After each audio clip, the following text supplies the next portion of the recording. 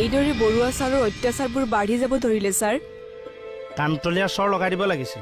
লগাই দিব পাৰিলো হয় ছাৰ, কিন্তু চাকৰিটো পাৰ্মানেণ্ট হোৱাৰ আশাৰে সকলোবোৰ নীৰৱে সহ্য কৰি আছিলো। আপোনাৰ নীৰৱতাৰ সুবিধা ল'লে তেওঁ। হয় ছাৰ। আপুনি যে ক'লে তেওঁ অফিচ আৱাৰ্ছত ড্ৰিংকছ কৰি থাকে, অকল তেওঁৱে কৰে নে আন বেলেগেও কৰে? অফিচৰ আৰু দুজনমানেও কৰে ছাৰ। তেখেতসকলে ছাৰৰ লগত মিলি থাকে আৰু অফিচৰ বয় বস্তুবোৰ মনে মনে বিক্ৰীও কৰে। অফিচৰ বস্তু বিক্ৰী কৰে? হয় ছাৰ, আৰু এফালৰ পৰা মই নামবোৰো কৈ যাব পাৰোঁ। ঠিক আছে, আপুনি কওক। খাটনিয়াৰ, আপুনি লিখি যাওক।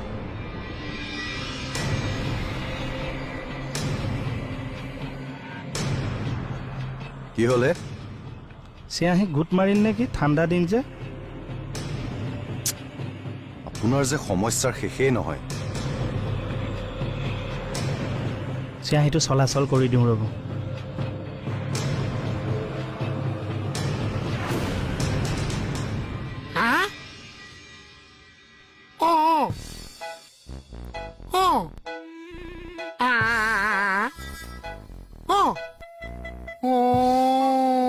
Hey!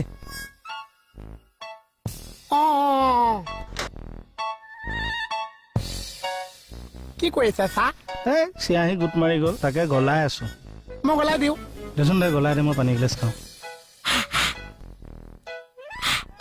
পইচা এডাল পুৱা গলাই দিওঁ চা। কি পুৱা গলাই দিওঁ? এডাল দে, গলা গলা গলা গলা।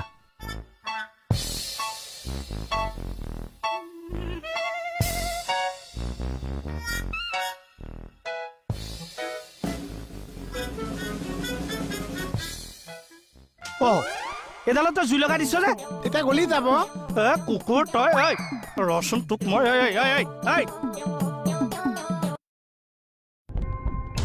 এই মানুহকেইজনে আপোনাক জানে? জানে ছাৰ। কোনেও ইয়াৰ প্ৰতিবাদ কৰা নাই? কেনেকৈ কৰিব ছাৰ? চব ছাৰৰ লগত মিলি আছে। বহুত সহ্য কৰিলো ছাৰ। সহ্যৰ সীমা চেৰাই গ'ল সেইদিনা। সেইদিনা মানে? হা?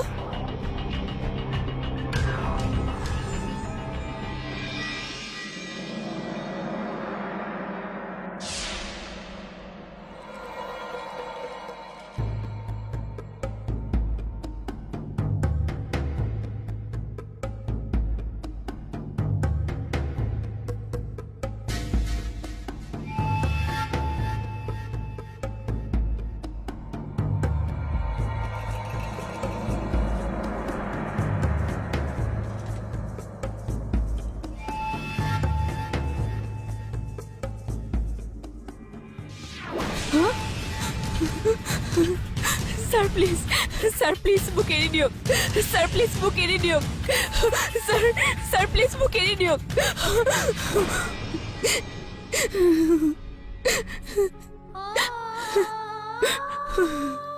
সকলো এনেকুৱা মানুহক মাজ ৰাস্তাত নাঙতকৈ কোবাব লাগে।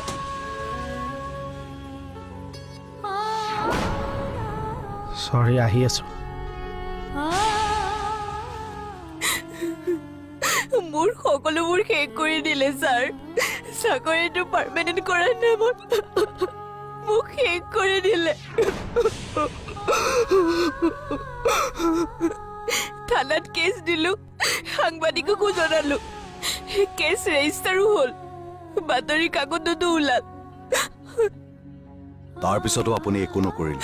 ওপৰৰ ছাৰ সকলোকো জনালো, বিচাৰ হলে একো নহল ছাৰ। এতিয়ালৈকে ন্যায় নাপালো ছাৰ। বৰঞ্চ মোক চাকৰিৰ পৰা খেদিয়ে দিলে।